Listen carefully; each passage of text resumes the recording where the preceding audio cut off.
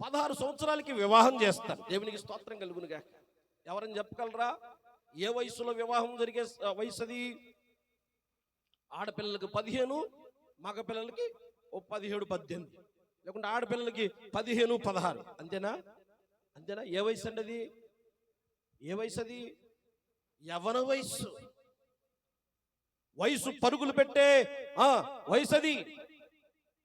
ఎలాగా లోకంలోకి వెళ్ళిపోవాలా, రెక్కలు చాపుకుని ఎగిరెగిరి లోక సంబంధమైన సంతోషాలు ఎలా అనుభవించాలనే వయసు అది. కానీ మరియ గురించి ఆలోచన చేస్తే ఏమండి, ఆ తల్లి ప్రవచనం ఉంది కదా, కన్యక గర్భవతి అయి కుమారుని కనును, ఆయనకు యేసు ప్రభువుని పేర పెట్టబడును, లేకుంటే యెషయా గ్రంథంలో వచ్చేసి ఆయన భుజముల మీద రాజ్యభారమును, ఆయన ఆలోచనకర్త, ఆశ్చర్యకరుడు, బలవంతుడు, నిత్యుడగు తండ్రి, సమాధానకర్త. ఒక కన్యక గర్భవతి అవుతుంది. ఆ కన్యక ద్వారానే యేసు క్రీస్తు ప్రభువు, లేకుంటే లోక రక్షకుడు, లేకుంటే బలవంతుడైన దేవుడి లోకానికి వస్తాడు అని ప్రవచనం ఆ రోజు ఇశ్రాయేలు సమాజంలో చాలా మంది ఆడపిల్లైన వారు ఆ ప్రవచనాన్ని బట్టి ఎన్నో ఉపవాసాలు ప్రకటించుకుని, లేకుంటే వ్రతాలు చేస్తూ ప్రభు కొరకు ఎదురు చూస్తున్న దినాల్లో ఈ మరియ అందరూ ఉపవాసాలు వ్రతాలు చేస్తూ వారి దినచర్యల్లో వెళ్ళిపోతూ ఉంటే, మరియ మాత్రం ఈ ప్రవచనాన్ని హృదయంలో భద్రంగా చేసుకుంది. దేవునికి స్తోత్రం కలుగునుగాక. ఎలాగూ హృదయంలో భద్రపరుచుకుందంటే, పరుగులు పెట్టే టీనేజ్లో కూడా ఆమె ఎక్కడ పరిశుద్ధతను కోల్పోలేదు. దోత వచ్చింది, దయాప్రాప్తురాలా నీకు శుభం అనగానే ఈమె తొందరపడుతుంది. ఏంటి అని. ఇదిగో నువ్వు గర్భవతివై, లేకుంటే నువ్వు గర్భము దాల్చి నువ్వు కుమారుని కంటావమ్మా, ఆయనకి యేసు అని పేరు పెడతావంటే, ఆ దూతతో ఆమె చెప్తున్న మాట ఏంటో తెలుసా? నేను పురుషుని ఎరగను. అర్థమవుతుంది ఆ మాటకు అర్థం? అంటే మీసాలు గడ్డాలు ఉన్నోడిని చూడలేదని కాదు అర్థం, లేకుంటే షర్టు ప్యాంటు వేసుకున్నోడిని చూడలేదని కాదు అర్థం. ఆమె పరిశుద్ధముగా, పవిత్రముగా లోకములో ప్రభు కొరకు ఎదురు చూస్తున్న తల్లి, గర్భవతిగా ఉన్నప్పుడే తల్లిగా ఆలోచన చేస్తున్న ఒక పునీతి మరియ. దేవునికి స్తోత్రం కలుగునుగాక. ఎంతమంది అలాంటి ఎదురు చూపులు చూస్తారు? నేను కూడా గర్భవతి అయి యేసు ప్రభుకి తల్లినవ్వాలని ఎదురు చూసేంత నిరీక్షణ, పరిశుద్ధత ఈ రోజుల్లో ఉందా? తెలియచేయబడిన తరువాత అయినా ఎవరికైనా ఉందా? యేసు ప్రభుకు పరిశుద్ధంగా మనం జీవించాలి, మనం పరిశుద్ధంగా ఆ ప్రాణార్పంగా దేవుని కొరకు సిద్ధపడాలి. ఎంతమంది విశ్వసిస్తున్నారు? దేవునికి స్తోత్రం కలుగునుగాక. హల్లెలూయా. ఈ తల్లి పరిశుద్ధురాలు అని చెప్పొచ్చు. హల్లెలూయా. ఏ వయసు అండి? మరొకసారి ఆలోచించి, ఇంచుమించు 10th ఇంటర్. మీకు అర్థం కావడానికి నేను చెప్తున్నాను. ఏ వయసు అది? అమ్మాయికి 10th ఇంటర్ వయసు, అబ్బాయికి డిగ్రీ లేదా ఇంజనీరింగ్ వయసు. ఏ వయసు? బండి ఇస్తే, కారు ఇస్తే, లేకుంటే అవకాశం ఇస్తే, ఏమండి వాళ్ళు ఫ్రీగా వదిలిపెడితే చేయిపోరే వయసు. ఆ వయసులో కూడా ఈ మరియ ఎంతో పరిశుద్ధంగా ప్రభు కొరకు జీవిస్తూ ఉంది. దేవునికి స్తోత్రం కలుగునుగాక. అంత మాత్రమే కాదు, ఆమె పరిశుద్ధత మాత్రమే కాపాడుకున్నదిగా మనకు కనబట్టలేదు. లేఖన భాగాల్లో చూస్తే ఆ దూతతో ఆమె చెప్తున్న మాట, అయ్యో నేను పురుషుని ఎరగందానంటే, లేదమ్మా, నువ్వు పరిశుద్ధాత్మ నీ మీదకి దిగువచ్చి సర్వోన్నతుని కృప నీ మీద ఆవరిస్తుంది, అప్పుడు నువ్వు గర్భవతి అవుతావంటే ఆలోచన ఏం చెయ్యాలా? మోషే ధర్మశాస్త్ర ప్రకారం వివాహము కాక మునుపు ప్రదానం చేయబడిన తరువాత, వినండి, వివాహము కాక మునుపు ప్రదానం చేయబడిన తరువాత ఎవరైనా గర్భవతి అయితే ఇశ్రాయేలు సమాజం మధ్యలోనికి వారిని తీసుకుని వచ్చి రాళ్లతో కొట్టి చంపేయాలి. ఈ మరియ దేవుడు ఎన్నుకోవడానికి గల కారణం మొదటిది పరిశుద్ధత అయితే, రెండవది త్యాగం. ఎవరండి ఈ రోజుల్లో? ఎవరు ఈ రోజుల్లో ప్రభు కొరకు నిలబడేవారు? ఎవరు ఈ రోజుల్లో? అవమానము, హేళన, నిందారోపణ, బాధ, దుఃఖము వెలివేసినా సరే, చంపేసినా సరే అని తెగింపు కలిగి ప్రభు కొరకు తన జీవితాన్ని పణంగా పెట్టి ఏ త్యాగానికైనా నేను సిద్ధమే అని నిలవబడింది. అందుకే అంటుంది దూతతో,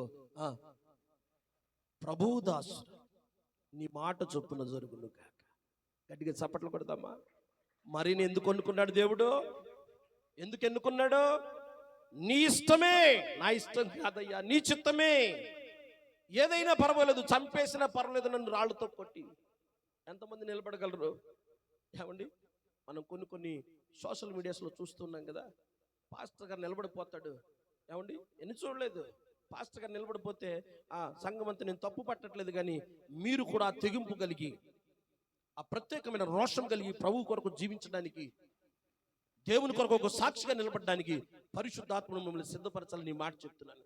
సేవకులను కొట్టేస్తూ ఉంటే ఏదో చిన్న మాట్లాడేవాళ్ళు పాపం ఉంటారు, కొంతమంది ఉంటారు తెగించి, ఎందుకు మేము ఆరాధన చేయకూడదు, ఎందుకు మా పాస్టర్ గారిని పట్టుకున్నారు అనేవాళ్ళు ఉంటారు. కానీ మ్యాక్సిమం 90% నా పని ఏంట్లే, ఇక్కడ కాకపోతే ఇంకో మందిరంలోకి వెళ్ళి ఆరాధన చేస్తానని వెళ్ళిపోయేవాళ్ళు. మరి అలాగనుకోలేదు.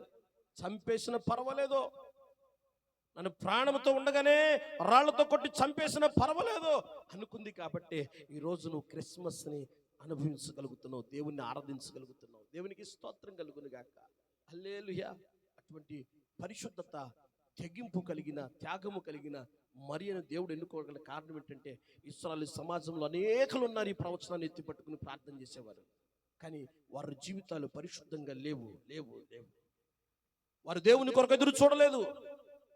15 సంవత్సరాల తర్వాత 16వ సంవత్సరానికి వివాహం చేసుకుని వ్రతాలు చేసుకున్న వారే, ఉపవాసాలు చేసుకున్న వారే మాట తప్పి వారి వివాహ వ్యవస్థలోనికి వెళ్ళిపోతే, ఈ మరియ మాత్రం ప్రభు కొరకు కనిపెడుతూ ప్రవచనాన్ని హృదయంలో భద్రపరుచుకుని దేవుని కొరకు ఎదురు చూస్తూ ఉంది. అందుకే దూత ప్రత్యక్షమైంది.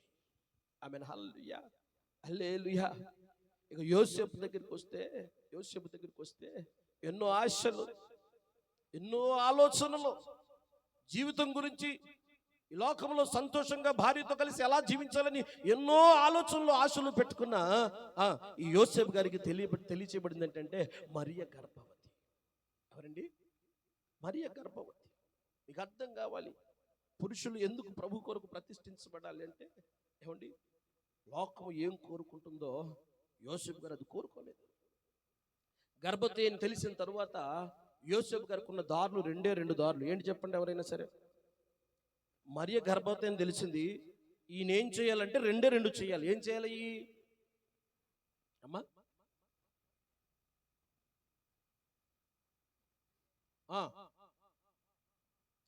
ఒకటి, నాకెందుకు లేని విడిచిపెట్టేయాలి, 10 మందితో పక్కోళ్ళకు చెప్పేసి, ఇదిగో ఈమె ఇలా చేసింది తప్పు కాబట్టి నేను విడిచిపెట్టేస్తున్నానని తప్పుకోవాలి. రెండవది, కక్షతో, లేకుంటే నాతో ఆ ప్రదానము చేయబడిన తర్వాత కూడా ఇంతటి తప్పు చేసిందనే అపోహతో వాళ్ళందరితో కలిసి ఈయన కూడా రాయేసి కొట్టి రెండు దారులు. యోసేపు గారిని దేవుడు ఎందుకు ఎన్నుకున్నాడో తెలుసా? ఈ రెండూ చేయలేదు ఆయన. ఈ రెండూ చేయలేదు. ఆయన రహస్యముగా విడనాడ ఉద్దేశించును. దేవునికి స్తోత్రం కలుగును గాక. ఉందా నీవు దాచిపెట్టుకునే గుణం? ఎంత చిన్నది కనపడంగానే పైకెత్తి మరీ చూపిస్తావు. ఇదిగో ఆ చెల్లి, ఇదిగో ఆ అక్క, ఇదిగో అన్న, ఇదిగో ఆ తమ్ముడు. ఎన్ని సంవత్సరాలు క్రిస్మస్ ఆరాధనలో పాల్గొంటే ఉపయోగం ఏంటి? మనసు మారకపోతే, యేసు కోరుకునే పరిశుద్ధత, యేసు కోరుకునే త్యాగము, యేసు కోరుకునే ఆ తెగింపు నీలో లేకపోతే ఎన్ని క్రిస్మస్లు నీ జీవితంలో దొల్లిపోయినా ఉపయోగం లేదో. హల్లెలూయా.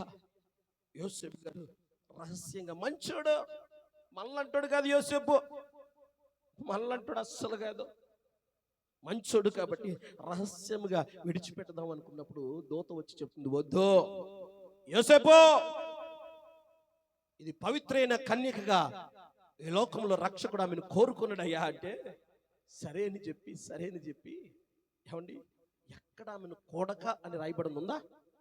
ఆమెను కలవక, ఆమెతో ఉండక, ఆమెను హల్లెలూయా, నాకు ప్రదానం చేయబడింది నా భార్య, గర్భవతి అయితేనే నా సంతోషాన్ని నేను చూసుకుని పోతాను అనుకున్నవాడు కాదు.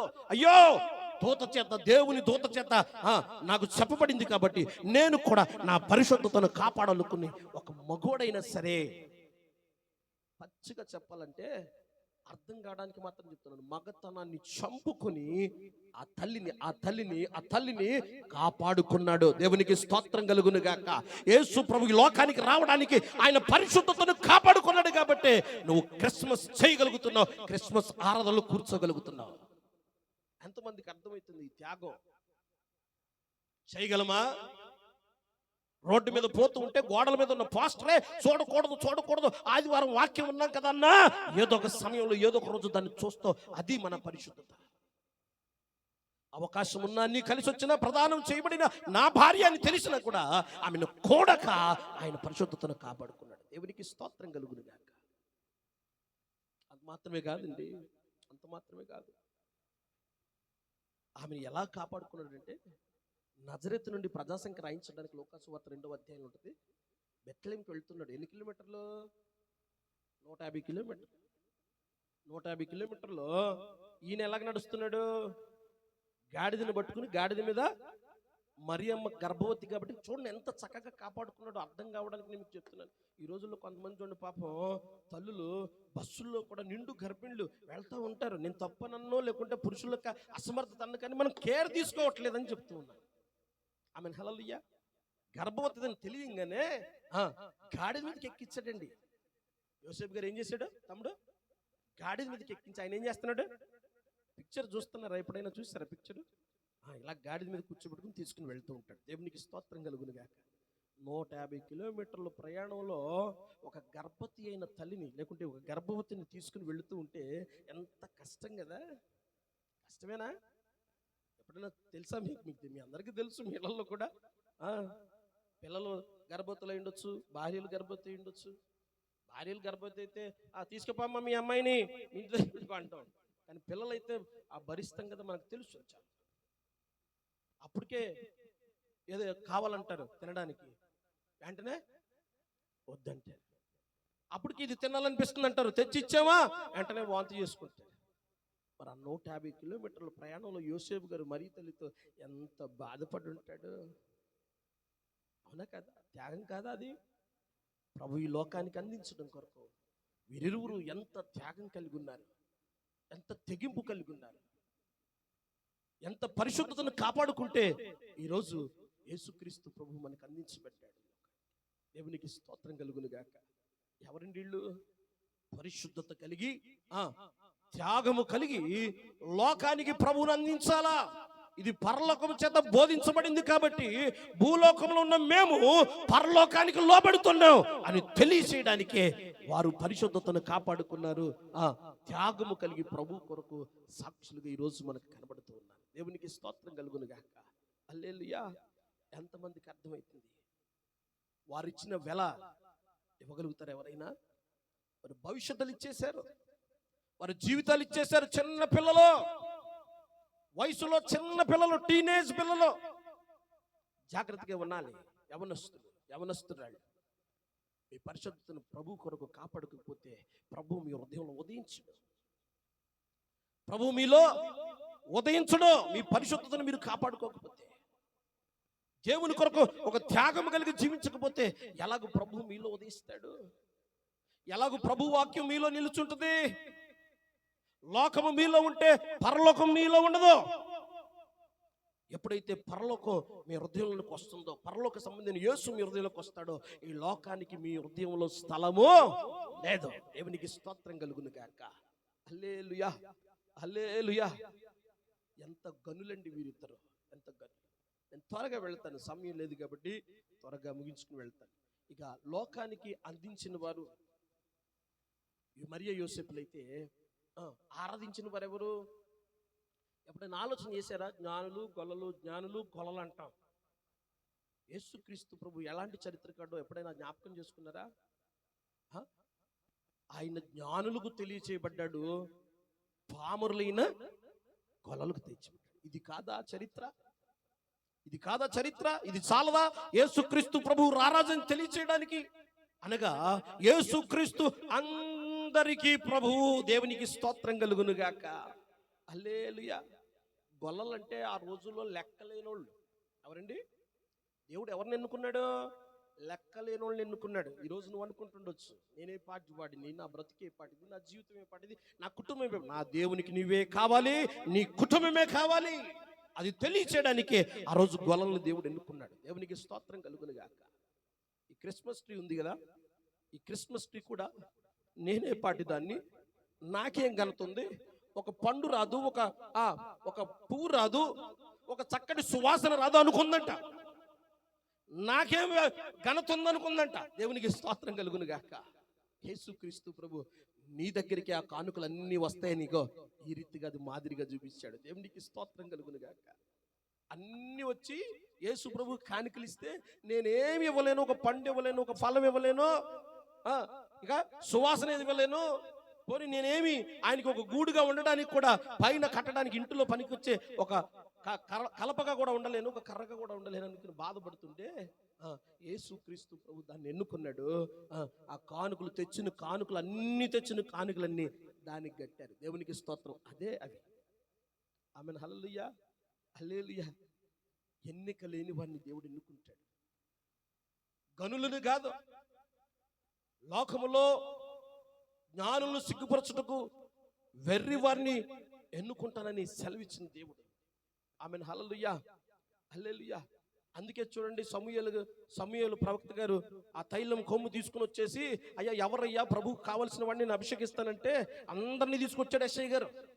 ఎస్ఐ తనకున్న 7 కుమారుల్ని తీసుకొచ్చాడు. కానీ గొర్రెలు కాస్తున్న కాపరన్నాడు చూసారా, గొర్రెల కాపరిని తీసుకొచ్చాడా? లెక్కలో ఉన్నాడా? పేరైనా చెప్పాడా? ఉండండి అయ్యా వస్తాడు మా గొర్రెలు కాస్తున్నా దావీదు గారు ఏమన్నా అన్నాడా? లెక్కలో లేడు. వినండి, ఆ రోజుల్లో ఏదైనా చిన్న పంచాయతీలు అయితే తీర్పు తీర్చేటప్పుడు ఈ గొర్రెల కాపరుల యొక్క సాక్ష్యం కూడా తీసుకునేవారు కాదట. అంత లెక్కలో లేని వారిని దేవుడు ఏం చేశాడు? ఇదిగో లోక రక్షకుడు ఉదయించాడు. దేవునికి స్తోత్రం కలుగును గాక. పుట్టబోవాడు మహోన్నతుడు అని తెలియచేయబడిన వార్తను పట్టుకుని గొల్లలో సంతోషంతో ప్రకటించి పాటలు పాడి దేవుని మహింపరిచారు. దేవునికి స్తోత్రం కలుగును గాక. ఇంకెవరిని ఎన్నుకున్నాడు? జ్ఞానులకు తెలియజేశారు. జ్ఞానులు ఎవరండి వీళ్ళు? జ్ఞానులకు తెలియజేశాడు. ఎక్కడ జ్ఞానులకు తెలియజేయబడింది? ఎలాగా? ఈ తూర్పు దేశపు జ్ఞానులుగా ఉన్న ఆ 3 దగ్గరికి వచ్చి, లేదా ఒక్కొక్క ఇంటికి వెళ్ళి, ఒక్కొక్క దేశానికి వెళ్ళి ఈ 3 దేశాలకు మాత్రమే ప్రకటించబడిందా? జ్ఞానులు ఎలా కనుక్కున్నారు? ఆకాశంలో నక్షత్రాన్ని చూసి. మన పెళ్లిళ్ళలో అరుంధతి నక్షత్రం మిట్ట మధ్యాహ్నం చూపించినట్టు కాదు, ఆ చుక్క వెలుగు. దేవునికి స్తోత్రం కలుగును గాక. ఆ చుక్కను చూస్తేనే ఒక ప్రత్యేకత, ఆ వెలుగులు ఒక ప్రత్యేకత. ఈయన రారాజు, సర్వలోకానికి చక్రవర్తి అని తెలియచేయబడింది ప్రపంచంలో ఉన్న మేధావి సంఘానికి. దేవునికి స్తోత్రం కలుగును గాక. జ్ఞానులైన ప్రతి ఒక్కరికి తెలియచేయబడింది. ప్రపంచమంతా పరుగులు పెట్టి ప్రభు దగ్గరికి బెత్లెహేముకు రావడానికి ప్రయాణం చేసి ఉండొచ్చు. కానీ కొంతమంది ఆయనే రాజు, ఆయనే లోకరక్షకుడని విశ్వసించి ప్రయాణం చేశారు. కొంతమంది ఎదురవుతున్న పరిస్థితులను బట్టి, ప్రతికూలతను బట్టి ఆగిపోయిన వారు ఉండొచ్చు. ఎంతో మంది ప్రయాణం అయి ఉండొచ్చు. ప్రయాణ సౌకర్యం లేక కొంచెం దూరం వచ్చి వెళ్దాంలే, ఏం వెళ్తాంలే, కుదరదు కదా. ఈ రోజుల్లో ఉన్నారు అనుభవాలు కలిగిన వాళ్ళు, జ్ఞానులే, దైవ జ్ఞానం కలిగిన వాళ్ళే. ఏం వెళ్తామండి, అంత దూరం ఏం వెళ్తాం? ఆమెన్. హల్లెలూయా. ముగ్గురు జ్ఞానులు, తూర్పు దేశ జ్ఞానులు. ఎంత కష్టం వచ్చినా, ఎంత నష్టం వచ్చినా, ఎంత బాధ అయినా, మధ్యలో ఎన్ని ఉపద్రవాలు ఎదురైనా వారి విశ్వాసంలో ఎక్కడ తుట్టిల్లిపోలేదు. మేము రాజును చూడాలి. దేవునికి స్తోత్రం కలుగును గాక. ఏమనుకున్నారు వాళ్ళు? మేము రాజును చూడాలి. ప్రయాణం చేశారు. 1500 కిలోమీటర్లు. ఎన్ని కిలోమీటర్లు? లోకాసు వార్త 2వ అధ్యాయం 10-11 ఒకసారి చదవండి. లోకాసు వార్త 2వ అధ్యాయం 12వ వచనం చదవండి అమ్మ. ఒకరు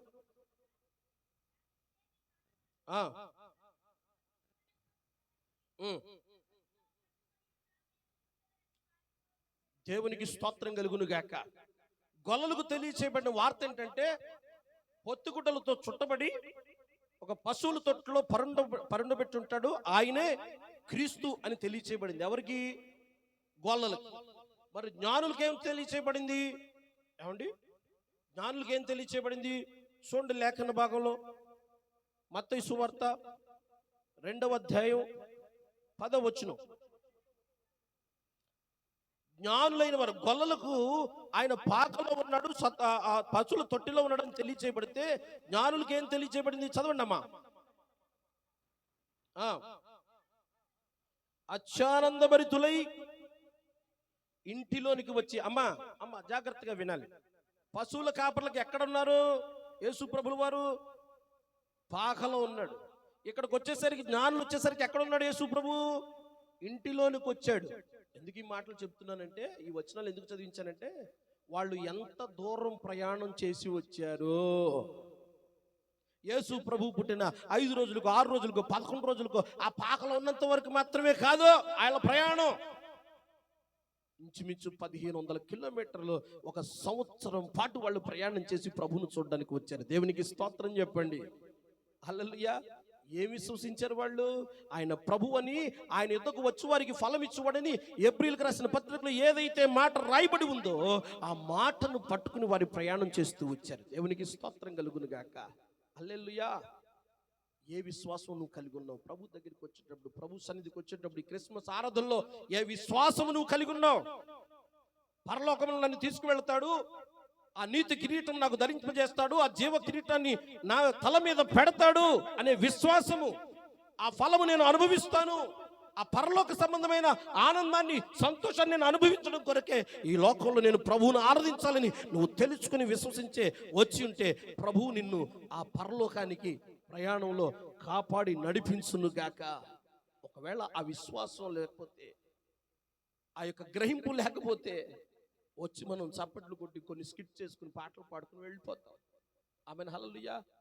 జ్ఞానులకు తెలుసు ఆయన రారాజు. ఎంత కష్టమైనా సరే ఆయన మాత్రమే ఫలమిచ్చేవాడు, ఆయన మాత్రమే ఆశీర్వదించేవాడు, ఆయన మాత్రమే సర్వలోకానికి చక్రవర్తి, ఆయన మాత్రమే రారాజు అని వాళ్ళు గ్రహించారు. కాబట్టి, గ్రహింపు కలిగిన వారు కాబట్టి వాళ్ళు ఏం చేశారమ్మా?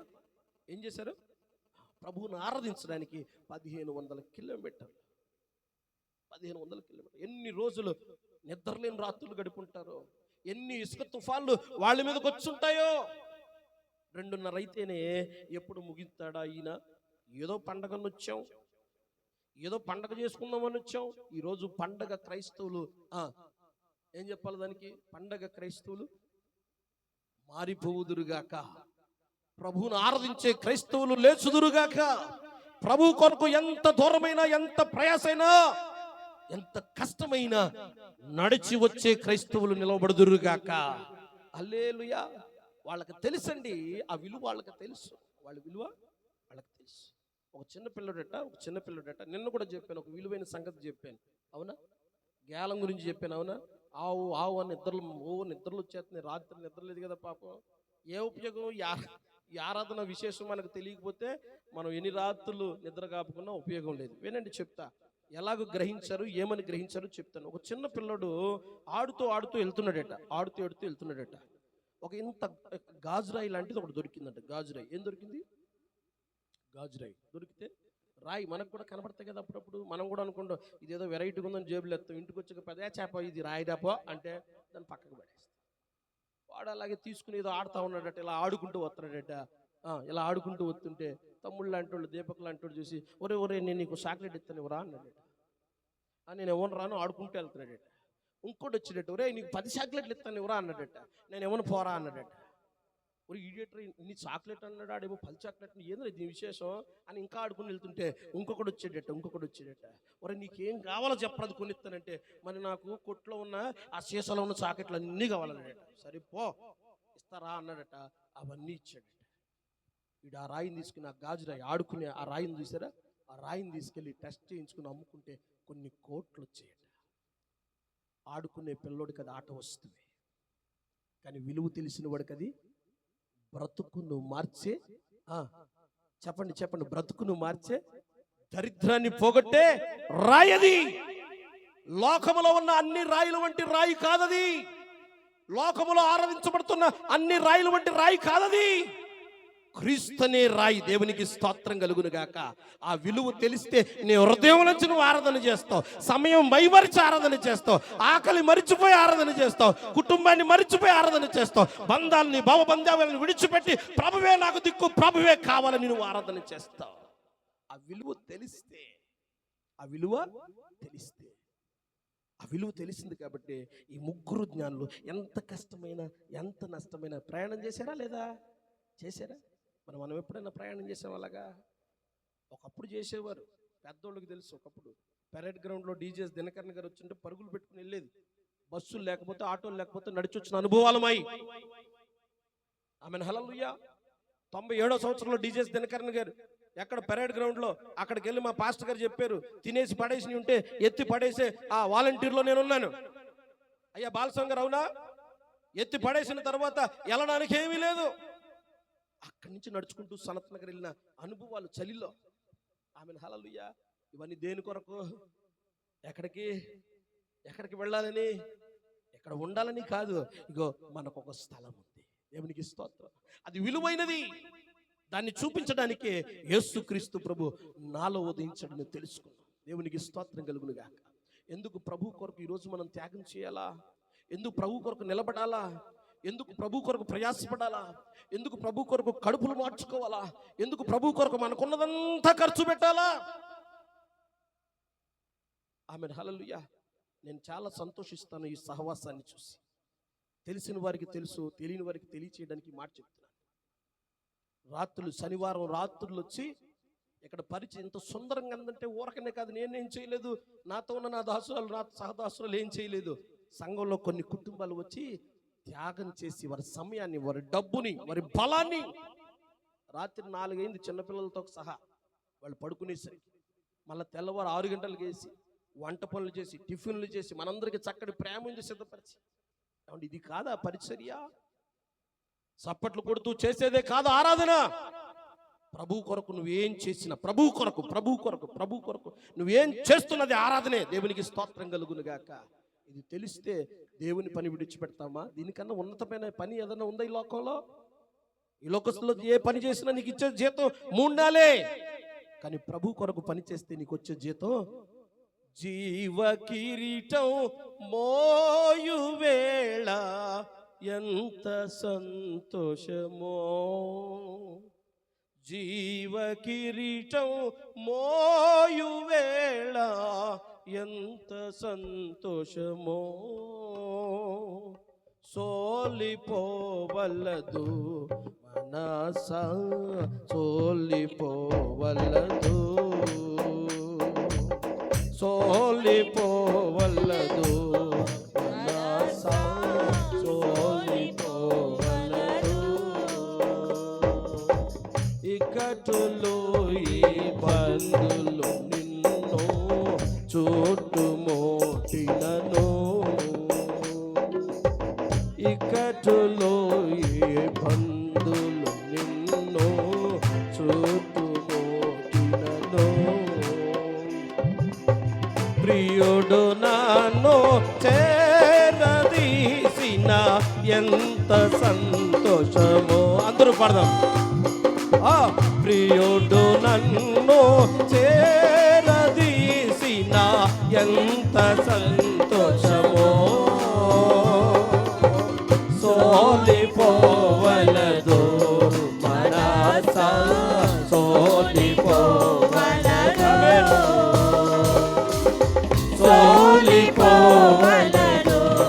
మనసా, సోలిపోవలదు.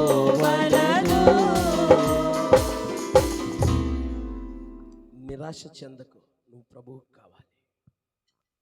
కష్టమా? దేవుని పని చేయడం కొరకు సమయం లేదా? శక్తి చాలట్లేదా? నువ్వు దేవుని కొరకు నిలబడలేకపోతున్నావా? ఫలమిచ్చువాడు ఆయనని నువ్వు ఎప్పుడైతే గుర్తిరుగుతావో నువ్వు చేయకుండా ఉండలేవు. ఇదే దేవుని మాట. దేవునికి స్తోత్రం కలుగును గాక. హల్లెలూయా. జ్ఞానులు గ్రహించారండి, జ్ఞానులు గ్రహించారు. పరిశుద్ధతను కాపాడుకుని త్యాగం కలిగిన వారు మరియు యోసేపులు లోకానికి అందిస్తే, గొల్లలు జ్ఞానులైన వారు వారు విశ్వసించారు, వారు గ్రహించారు ఆయన రారాజు, ఆయనకి లోబడ్డారు. ఆ మాటకి, దూత చెప్పిన మాటకి విధేయత చూపించి వాళ్ళు విశ్వసించిన దాన్ని గ్రహించారు. దేవునికి స్తోత్రం. ఈరోజు గ్రహింపు లేకపోతే మనం ప్రభువును ఆరాధించలేం. ఈరోజు గ్రహింపు లేకపోతే నువ్వు చేసే ఆరాధనే కాదు. ఈరోజు గ్రహింపు లేకపోతే నువ్వు సంతోషిస్తావు కానీ ఆరాధించలేవు. దేవునికి స్తోత్రం కలుగును గాక. హల్లెలూయా. ఎంతమంది విశ్వసిస్తున్నారు నేను ఆరాధిస్తున్నది రారాజుని అని? ఎంతమంది విశ్వసిస్తున్నారు ఆయన సర్వాధికారి, ఆయన నిరంతరము స్తోత్రార్హుడు? దేవునికి స్తోత్రం కలుగును గాక. ఈ విషయం ఈ మూడో గుంపు కూడా తెలిసింది. ఎవరి మూడో గుంపు? హేరోదుకు తెలిసింది, శాస్త్రులకు తెలిసింది, పాక యజమానికి తెలిసింది. ఇదిగో యేసు ప్రభు పుట్టాడట, కన్యక గర్భవతట. ఆ యోసేపు గారు త్యాగం చేసి విశ్వసించి పరిశుద్ధతను కాపాడుకున్న వారిద్దరు చిన్నపిల్లలు వచ్చి ఇక్కడ కన్నారట. ఈయన లోకరక్షకుడట. ఈ ప్రాంతం అంతా ప్రకటించబడుతుంది గొల్లల చేత. ఆకాశంలో నక్షత్రం అని తెలిసింది. తెలిసిన ఈ పాక యజమాని రాలేదు. కారణం పాకలో పశువులు లేవు. పశువుల చింత ఎక్కడున్నాయో, ఇంకా కొన్ని ఉంటే బాగుండు. వ్యాపారం, ఈలోక సంబంధమైన ధనాశ ఉంది కాబట్టి ప్రభు దగ్గరికి వచ్చి ప్రభువును ఆరాధించలేకపోయారు. లేఖనాల్లో అనేకమైన సంగతులు ఉన్న సమయం లేదు కాబట్టి నేను త్వరగా వెళ్తున్నాను. ఒక 5 నిమిషాల్లో నేను ముగిస్తాను. జాగ్రత్తగా వినండి. 5 నిమిషాల్లో ముగించి ప్రార్థన చేస్తాను. శాస్త్రులకు తెలుసు. ఏమయ్యా ఎక్కడయ్యా యూదుల రాజుగా పుట్టినవాడు అంటున్నారు, రాజు అంటున్నారు, ఎక్కడయ్యా అంటే అవునండి బెత్లెహేములో, బహల్పమైన బెత్లెహేములోనే ఈ రాజు పుడతాడు అని తెలియచేశారు. కానీ ఆ తెలియజేసిన సంగతి వారికి తెలుసు కూడా వారు వచ్చి ఆరాధించలేకపోయారు. కారణం ఏంటో తెలుసా? ఈ అనామకులైన మరియ యోసేపుకు పుట్టిన వాడే రారాజుని ప్రకటిస్తే వాళ్లే గొప్ప అయితే, ఇశ్రాయేలీలే గొప్ప అయితే, ఇశ్రాయేల్లో పుట్టువాడు ఏలబోవాడని మేము చెప్తే మాకెక్కడ వచ్చే ఆ ఘనత, మాకొచ్చే పేరు పోతుందేమోనని వాళ్ళు దేవుని దగ్గరికి వచ్చి, యేసు దగ్గరికి వచ్చి ఆరాధించలేకపోయారు. డబ్బు కొరకు, ధనాశ కొరకు కొంతమంది దేవుణ్ణి ఆరాధించలేకపోతున్నారు. క్రైస్తవులే నిజమైన ఆరాధన చేయలేకపోతున్నారని చెప్పచ్చు. రెండోది పేరు కోరుకునేవారు, గొప్పలు కోరుకునేవారు యేసు ప్రభువును మరుగుపరుస్తున్నారు. నేను కనబడాలని కోరుకుంటున్నారు. యేసు కనబడితే నేను ఎక్కడ మరుగైపోతాను, నన్ను నేను తగ్గించుకుంటే ఎలాగని చెప్పి వీళ్ళు హెచ్చించుకోవడం ప్రారంభించారు. అందుకే ఆ పాస్టర్ గారు ప్రార్థన చేస్తే దెయ్యాలు పోతాయి, ఈ పాస్టర్ గారు ప్రార్థన చేస్తే జబ్బులు పోతాయి, ఈ పాస్టర్ గారు ప్రార్థన చేస్తే డబ్బులు వస్తాయి. పిచ్చి వాగుడు కాదా ఇది? ప్రభు ఇదా సువార్త ప్రకటించమన్నది. డబ్బులు వస్తే రాని, పోతే పోని, జబ్బు ఉంటే ఉండని, ఉండకపోతే పోని. అవునా కదా? పరలోకం వెళ్ళడానికి ఒకవేళ నీ కన్ను నిన్ను అభ్యంతరపరిచినట్లు ఏం చేయాలి? దాన్ని 2 కళ్ళు ఎవడకు కావాలా? ఆమె 2 కాళ్ళు ఎవడకు కావాలండి? ఈ లోకంలో బ్రతికేది కొంతకాలమే. ఇక్కడ ఎలాగున్నా పర్వాలేదో, నీ పరిశుద్ధతను కాపాడుకుని ఆయనే రారాజని ఆయన దగ్గరికి నువ్వు ప్రయాణం చేయడానికి ఎంత కష్టమైనా, నీ శరీరం ఎంత కృషించిపోయినా ప్రభు కొరకు నూతన పరచబడ్డమే నిజమైన క్రిస్మస్ ఆరాధన. దేవునికి స్తోత్రం కలుగును గాక. హల్లెలూయా, హల్లెలూయా. ఈ శాస్త్రులు ఎక్కడ మేము యూదుల రాజుగా పుట్టినవాడు బెత్లెహేములో పుట్టాడంటే ఆయనే రారాజు అని చెప్తే, ఆయనే లోకానికి చక్రవర్తి అని చెప్తే, ఆయనే లోకరక్షకుడు అని చెప్తే, అయ్యో మాకొచ్చే పేరు, మాకొచ్చే ఘనత పోతదేమోననుకుని ఎక్కడ వీళ్ళు తగ్గించబడతారమని దేవుని దగ్గరకు వచ్చి ఆరాధించలేకపోయారు. నా ప్రియ సహోదరులారా, ఈ రోజుల్లో చాలా మంది ఇలాగే ఉన్నారు. ఎందుకు ప్రభువును బాహాటంగా ఆరాధించలేము? ఎందుకు ప్రభు కొరకు మనం నిలబడలేము? నమ్ముతారా? పరిశుద్ధ గ్రంథాన్ని కూడా రూపం మార్చేసి ప్రజలకు ఇది పై పరిశుద్ధ గ్రంథం అని తెలియకుండా రకరకాల రంగుల్లో, రకరకాల సైజుల్లో ఇది పరిశుద్ధ గ్రంథం కాదు, నేను ప్రభువును కాదు, వాక్యాన్ని కాదు మోస్తున్నదని తెలిసేటట్టుగా దీన్ని బ్యాగుల్లో పెట్టుకుని వస్తారు, మూటల్లో పెట్టుకుని వస్తారు. అవునా కదా? రకరకాల వింతైన ఆకారాలతో దీన్ని జిప్పులేసి మూసేసి కప్పేసి ఇది కప్పబడేది కాదు, ఇది వెలుగైనది. దేవునికి స్తోత్రం కలుగును గాక. ప్రకటించబడుతున్న సువార్త లోకానికి వెలుగు అని రాయబడింది. సుమియోన్ అంటా ఉంటాడు కదా, దీన్ని చూసి దీన్ని పట్టుకుని సిగ్గుపడేది అవసరం లేదు. ఇది జీవగ్రంథం, ఇది చరిత్ర, ఇది సర్వలోకము చేత ఆరాధించబడుతున్న రాజగ్రంథం. అది ఒక దేశానికో ఒక ప్రాంతానికో ప్రామాణికమైనది కాదు. ఇది సర్వ సృష్టికి ఆధారము ఈ పరిశుద్ధ గ్రంథం అని చెప్పడానికి ఎటువంటి అతిశయోక్తి లేదు. నా దగ్గర అనేకమైన ఆరాధనలు ఉన్నాయి.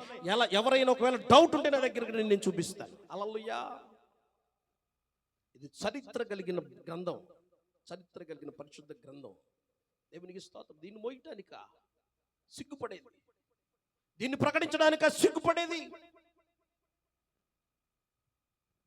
ప్రభువును కనబరచాలని, వాక్యాన్ని కనబరచాలని ఎంతమంది అయితే సిద్ధపడతారో దేవుడు వారిలో ఉదయిస్తాడు. ఆయన వెలుగు, ఆయన రక్షణ వారిలో రక్షణానందాన్ని కలుగు చేస్తుంది. దేవునికి స్తోత్రం కలుగును గాక. హల్లెలూయా, హల్లెలూయా.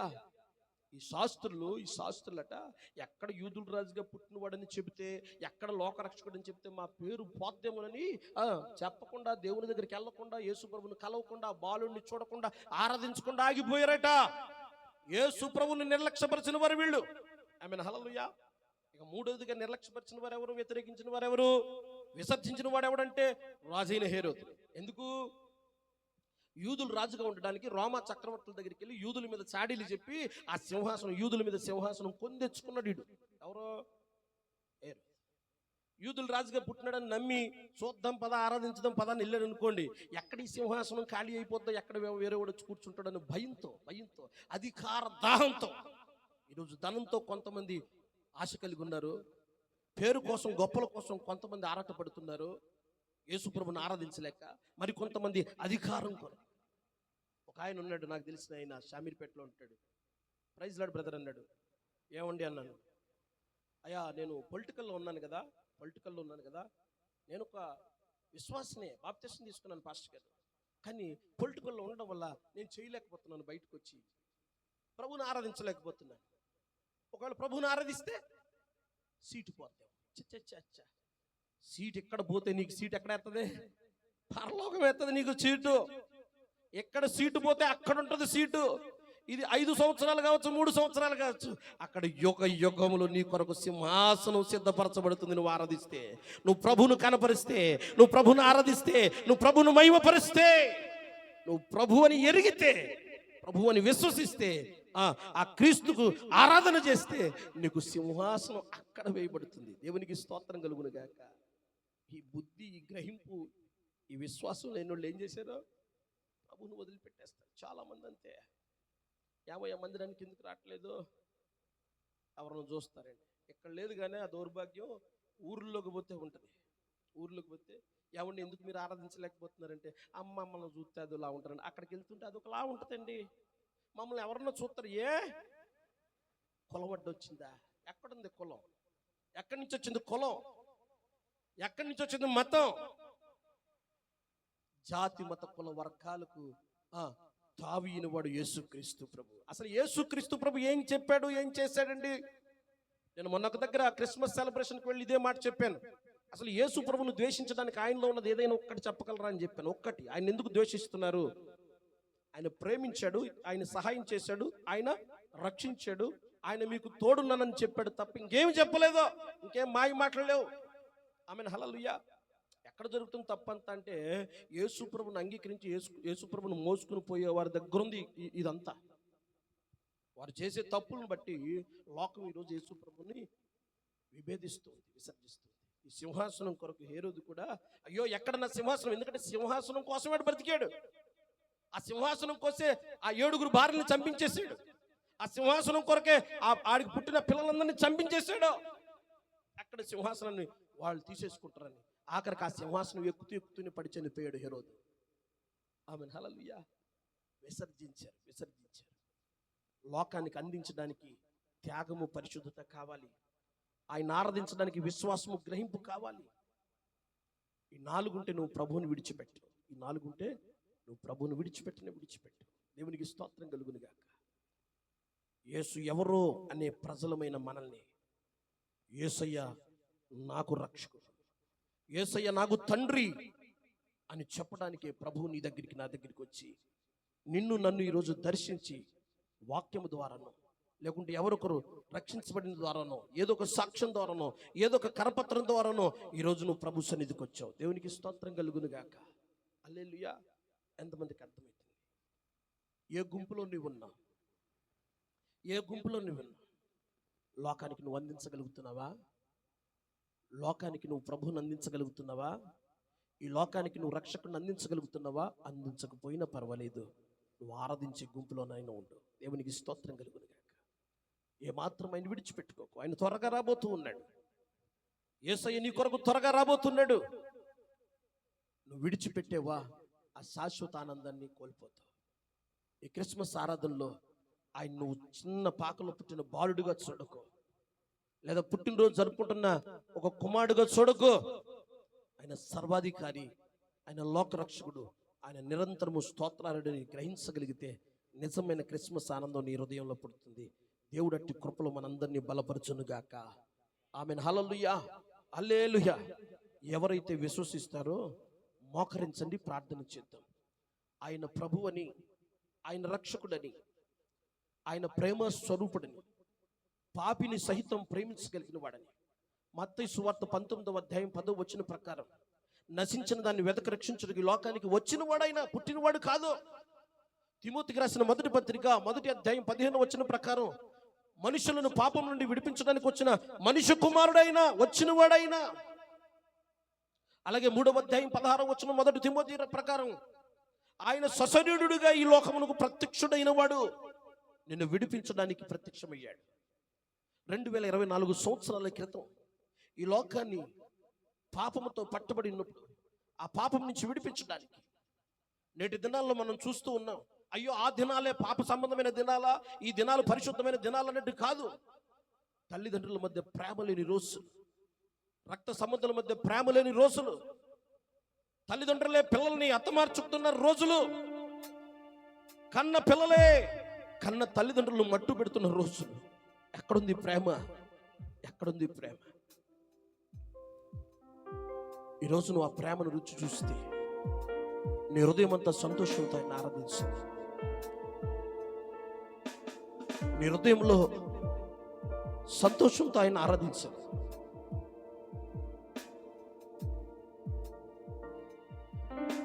అయ్యా, నేను లోకానికి అందించే పరిశుద్ధత కలిగి ఉంటాను, ఏ పరిస్థితికైనా నీ కొరకు సాక్షిగా నిలబడతాననే త్యాగము